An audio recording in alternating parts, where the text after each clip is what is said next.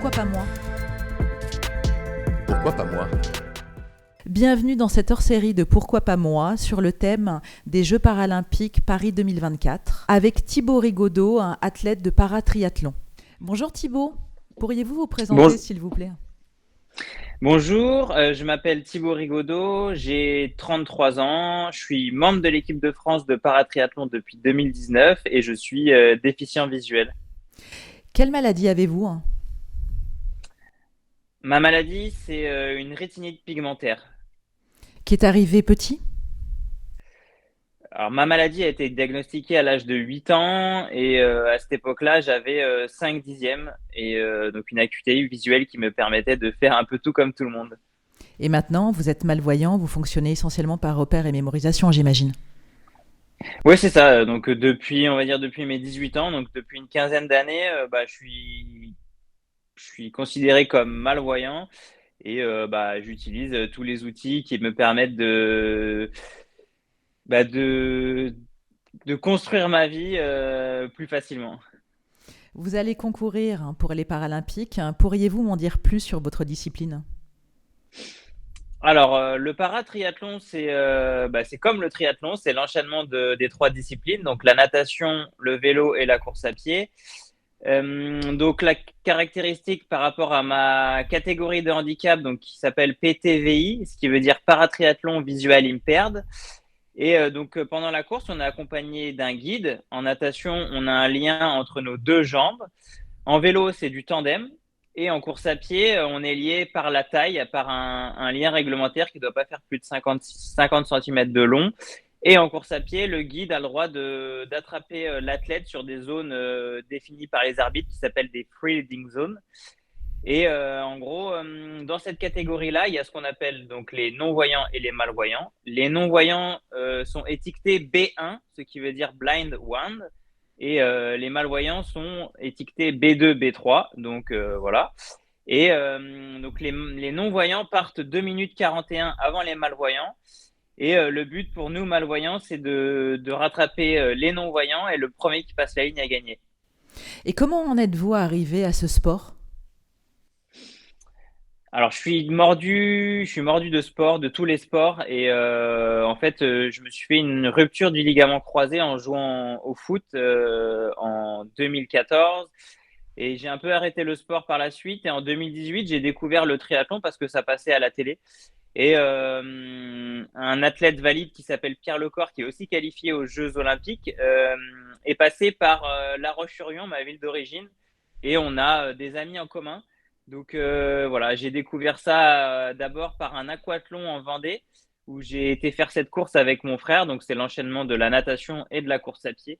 Et au préalable, j'avais prévenu les organisateurs comme quoi j'étais malvoyant. Donc on a adapté au maximum cette première compétition. Et puis j'ai rencontré un chargé de développement de la Fédération française de triathlon qui m'a indiqué que en décembre de l'année 2018 où j'ai fait cet aquathlon, il y avait une détection pour découvrir de nouveaux paratriathlètes. Et c'est parti de là. Je me suis inscrit dans un club dès septembre. J'ai réalisé la détection en décembre 2018 et j'ai été contacté pour participer à un stage avec l'équipe de France en début 2019.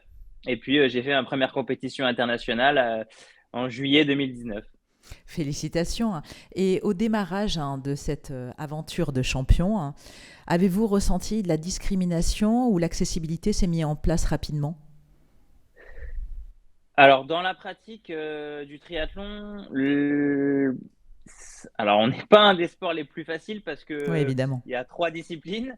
Ce qui est le plus compliqué en tant que déficient visuel, c'est de trouver quelqu'un qui t'accompagne assez régulièrement. Au début, c'est le plus compliqué parce que il faut vraiment s'entourer, taper aux portes des associations, voilà, essayer d'avoir un pool de guides qui peuvent t'accompagner en vélo si tu as un tandem, en course à pied. Et ça a été, on va dire, ça a été un peu long à se mettre en place, mais quand même, moi, j'ai eu la chance d'avoir des capacités qui me permettaient de rentrer en équipe de France, et la Fédération française de triathlon m'a rapidement trouvé un guide, puis un deuxième guide. Donc, le deuxième guide, ça a été Cyril Viennot, avec qui je suis maintenant. Et la logistique, c'est vraiment la logistique le plus compliqué parce que pour se déplacer aux entraînements en natation, il faut pas mal anticiper. En vélo, moi maintenant, je fais beaucoup de home trainer. Ça m'évite de toujours solliciter quelqu'un pour faire du tandem. Et de la course à pied, bah, moi, je cours aussi pas mal sur le tapis de course. Et quand j'ai quelqu'un pour courir avec moi, c'est d'autant plus agréable.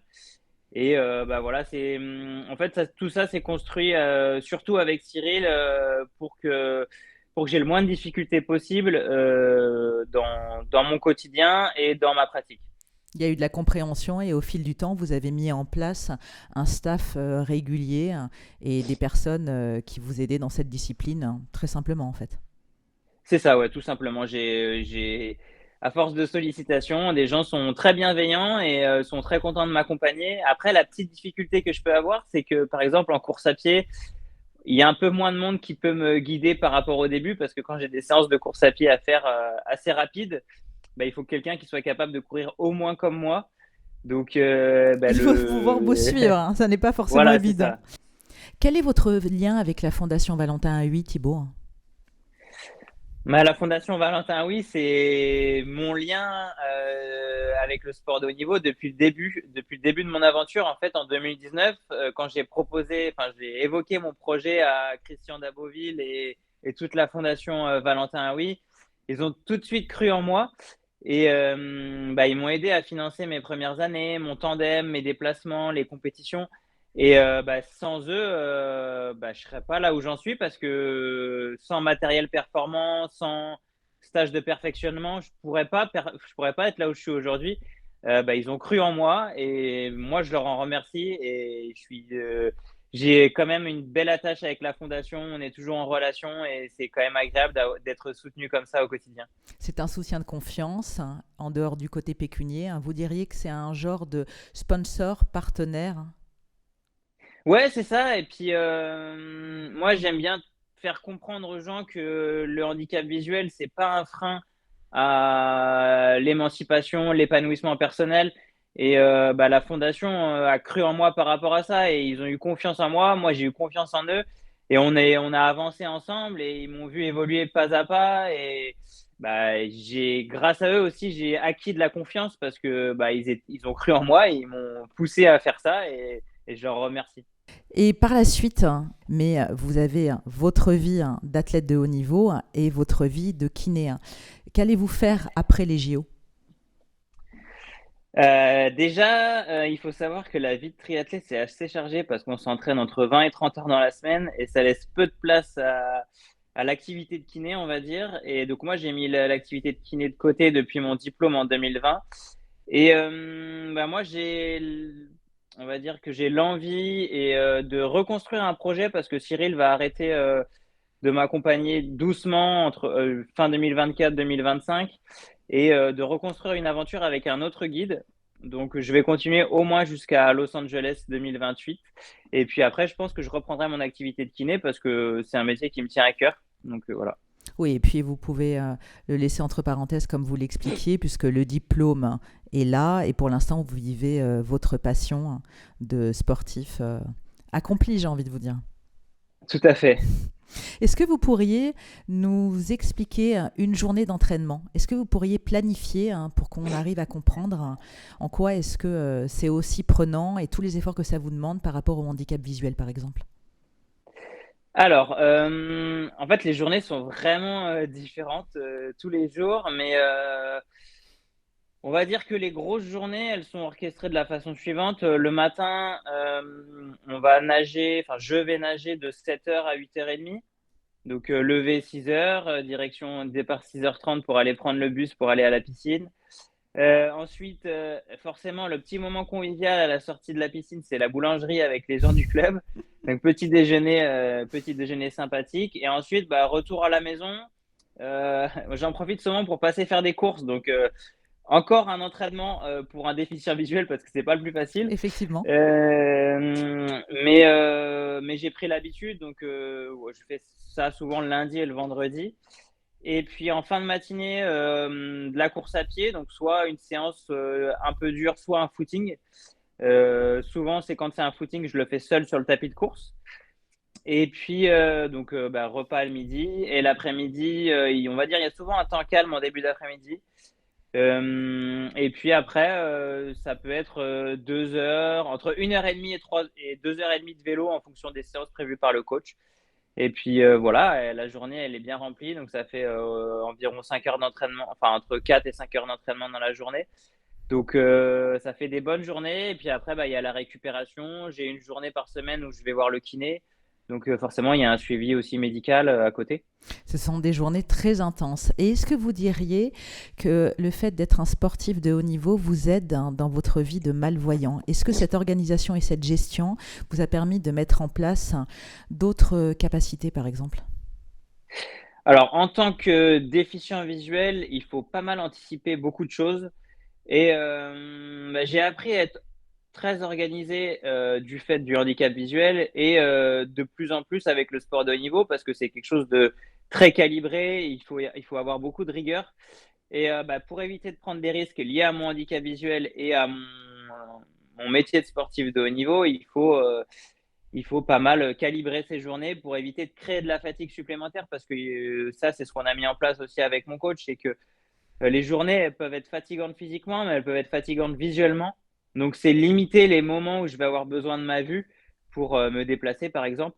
Et bah, tout ça, c'est calibré en amont, en fait. Et donc, bah, ça, on va dire que le côté sportif de haut niveau m'a appris aussi à appréhender mon handicap. Et il y a une rigueur dans l'autonomie, hein, dans l'indépendance. Ouais, ouais, il y a vraiment une rigueur dans l'autonomie et l'indépendance. Et par exemple, quand je sens pas vraiment de prendre un transport ou que je vais mettre trop de temps, etc., bah, ça m'arrive de prendre un taxi, par exemple, pour être sûr de ne pas me fatiguer. J'évite de le faire de plus en plus, mais voilà, il faut aussi savoir, Écouter son instinct. exactement. Et puis, c'est pour être performant lors des compétitions, c'est avoir le moins de fatigue possible pour être le plus performant possible. Et la perception des valides concernant votre sport, votre profil, qui n'est pas typique pour un athlète de votre acabit, hein, mais vous avez des retours ou pas de certains de vos collègues valides? Ouais, ouais. Alors, on va dire que les collègues, les copains du club m'ont vu évoluer au fur et à mesure. Et on va dire que maintenant, au moins en natation et en course à pied, je fais partie des deux meilleurs du club, on va dire, dans chaque discipline. Donc, bah, ils sont quand même Admiratif. admiratifs, tout à fait. Et ben moi, en fait, j'aime bien me comparer aux valides sur mes performances parce que, enfin voilà, moi, mon but, c'est d'être le plus proche d'un valide. Forcément, il y a des adaptations, mais quand on fait une course avec Cyril auprès des valides, quand on fait une course régionale, ben on aime bien être les premiers. Et puis, Cyril, on parle même plus de handicap maintenant parce que Cyril a compris mon handicap. Il sait ce que je vois, il sait ce qu'il doit me dire. Et bah, ça, c'était important au début pour éviter toute incertitude. Et bah, voilà, quand on est avec les valides, Cyril, il me parle comme si j'étais une personne normale. Et Mais vous voilà, on l'êtes fait notre normal, hein, sport mais il a ensemble. tout anticipé en fait, hein. C'est comme Voilà, c'est ça. s'il avait aussi appréhendé votre maladie au même Ouais, ouais, titre que ouais, vous le tout à compreniez, hein. fait. Tout à fait. Bon, vous visez l'or hein, en termes de médailles. Alors, Alors l'objectif, on va dire que c'est l'objectif réel, c'est la médaille d'argent. La médaille d'argent. On rêve de l'or, forcément. On va tout faire pour avoir l'or. Et puis, bah, l'objectif secondaire, c'est quand même de monter sur la boîte à Paris. On fait tout pour. On n'est jamais descendu du podium depuis les Jeux de Tokyo, à part un incident technique. Donc voilà. Après, on est une catégorie aussi très très concurrentielle. Il y a des nouveaux qui sont arrivés depuis Tokyo et le niveau a vraiment augmenté. Et là, il y a vraiment peu d'écart entre les athlètes, donc il faut pas se louper aux transitions. Enfin voilà, il y a beaucoup de choses à gérer et sachant qu'en triathlon, il y a plein de moments où on peut faire des erreurs, donc voilà, il faut tout anticiper. Eh bien, en tout cas, on vous souhaite le meilleur, hein. Ramenez-nous une médaille d'argent ou d'or, hein, et puis on vous soutiendra bien évidemment derrière, devant plus exactement notre écran de télévision. Merci beaucoup Thibaut. Eh bien, merci. Puis je vous donne à tous rendez-vous le 2 septembre sous le pont Alexandre III pour le départ de la course. On sera présent physiquement et télévisuellement parlant pour ceux qui ne pourront pas se déplacer. Pour conclure, le regard sur les malvoyants et les aveugles doit changer. N'oublions surtout pas que le handicap est avant tout du lien humain. À bientôt dans Pourquoi pas moi. Ce podcast est produit par Access Lab de la Fondation Valentin AUI et présenté par Caroline Pilastre.